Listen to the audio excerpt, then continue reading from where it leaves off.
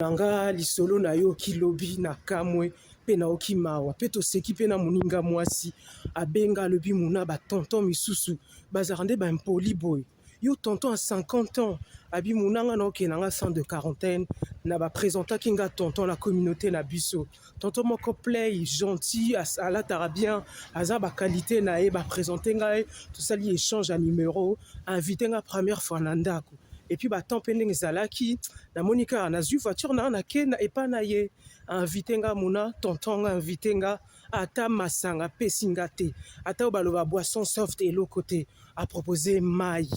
Oh,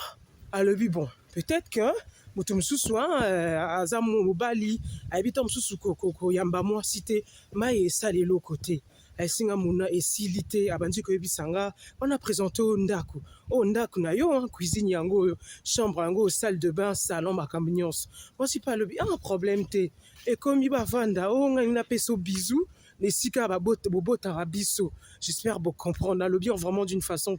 très poli pour y a le bas qui ont vraiment d'une manière terre à terre abio tenga na posa na peso bisou et sika ba bobota biso oh ya le binini ok puis ça va bisou sika wapi ngana e biote premier rendez-vous ok puis ça va bisou et sika biso to botarabino engolo banini o ezali koko finga biso basi o respecter ngata rendez-vous liboso e pa na yo pesinga no mai ata chips te ata boisson soft te ozolinga o pesanga bisou et sika ba botarabiso mais ozoko kolokate onini moi songa siliki akeya bloquer numéro ye tontonga bandi ko benga na ba numéro inconnu o mama nga limbisanga na mona ite gravité ya maloba nga lingi na sepel nonga na obala yo limbisanga pardon koloba na batute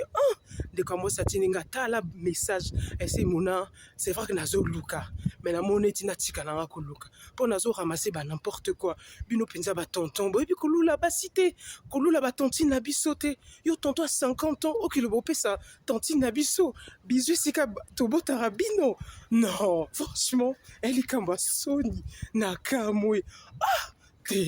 t'es beau revoir un tas kokolula ba tantine na biso po eza scandale s'il vous plaît vraiment boke yo kata ba coach ne ba pesara ba conseil na bolingo po boy non moi si moko to linga bongo oh est-ce que tantine a besoin a besoin mobali a besoin rassurer a besoin makam sous a besoin nango tête pour l'instant oui ça na ba commentaire bande s'il vous plaît.